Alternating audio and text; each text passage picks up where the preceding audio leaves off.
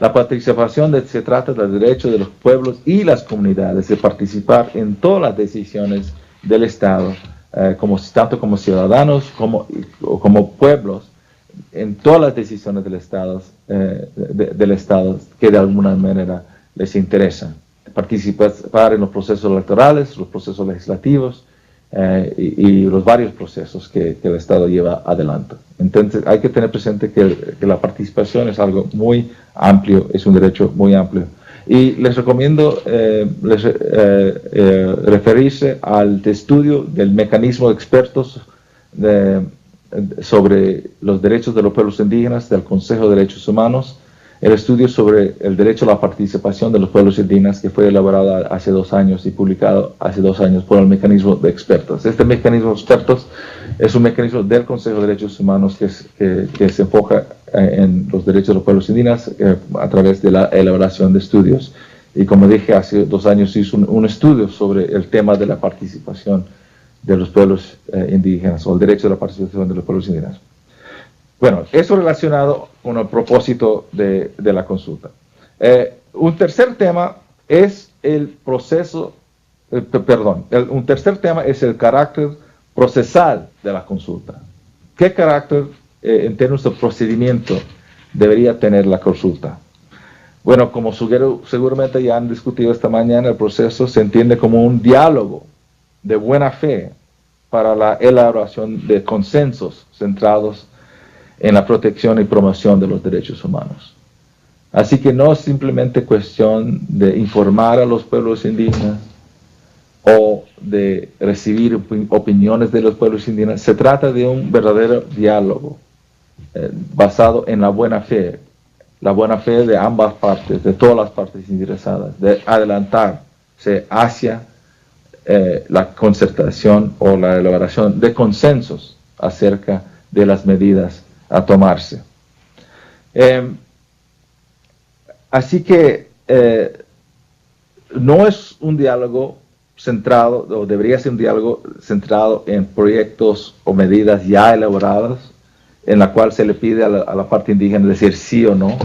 Se trata de un diálogo para la elaboración de los mismos procesos, de las mismas medidas. Un diálogo en la cual los pueblos indígenas pueden participar en el diseño de los proyectos, en el diseño de las medidas administrativas y legislativas, y asegurar que sus derechos sean protegidos frente a esas medidas.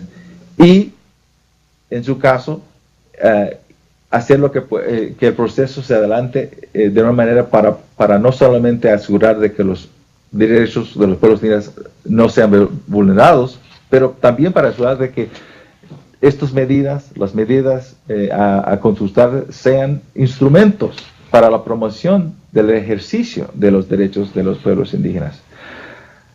Así que los acuerdos que se deberían llegar dentro del proceso de consulta son acuerdos, primero, para salvaguardar los derechos de los pueblos indígenas, pero también acuerdos para instrumentalizar esos derechos, acuerdos para que los pueblos indígenas puedan beneficiar de las medidas que se toman.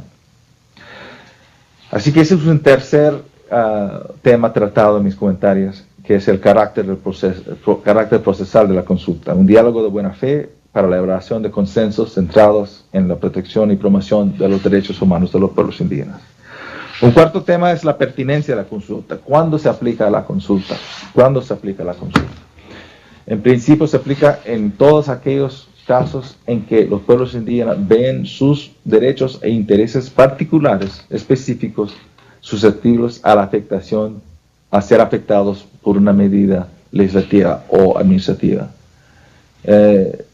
No solamente las medidas de efectos generales, pero también las medidas de efectos particulares.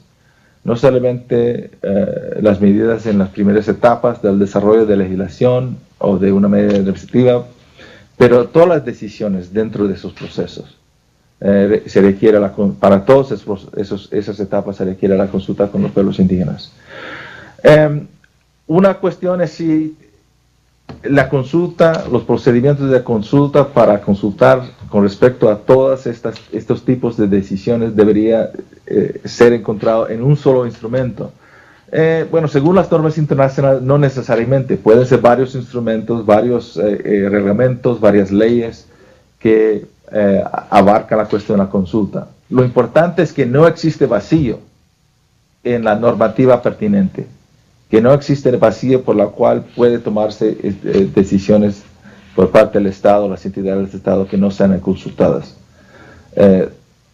Cada vez que haya una afectación o posible afectación a los derechos e intereses de los pueblos indígenas, como resultado de una medida, potencial medida legislativa, administrativa, tiene que haber una consulta y no debe haber vacío al respecto.